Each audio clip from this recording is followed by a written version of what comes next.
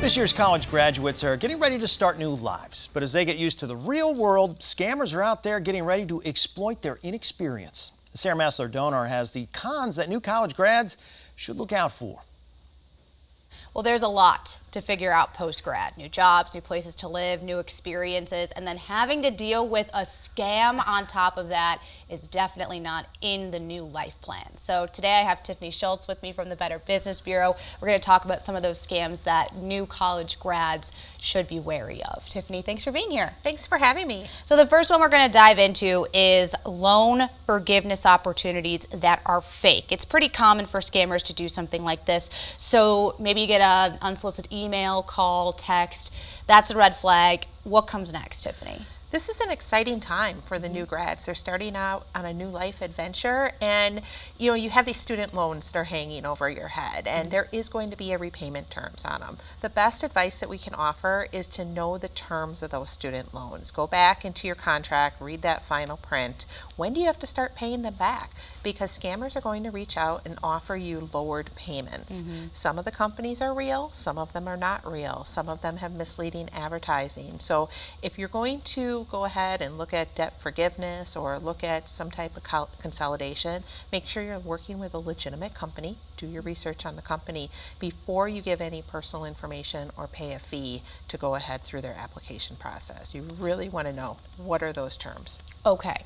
Get your terms straight. So the next one, we've actually tackled this before, the fake job positions. And so many grads are looking for those high-paying entry-level jobs these days, especially with inflation as much as it is. So the scammers will probably reach out and say, oh, you can earn a lot of money at this job, you got to apply. So how can graduates avoid falling victim to this scam?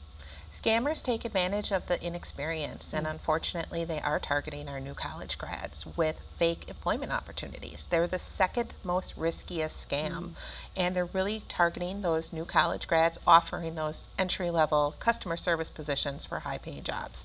Research the company before you even apply or agree to an interview.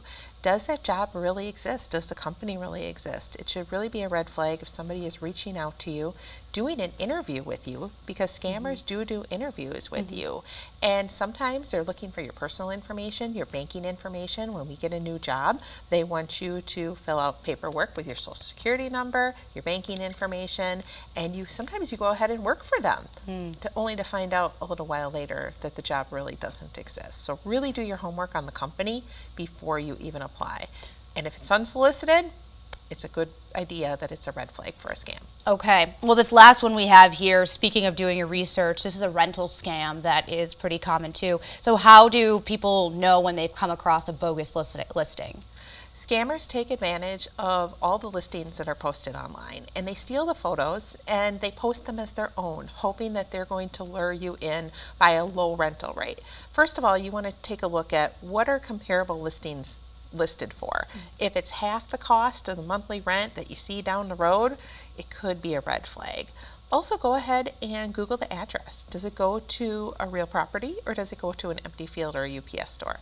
That's a red flag too. And finally, if you're close enough in the area, go ahead and drive past the property or send somebody to look at the property to make sure it really exists. Okay, well, Tiffany, thank you so much for this information, and we'll put more of the details on WKOW.com. Thanks for being here. Thanks for having me.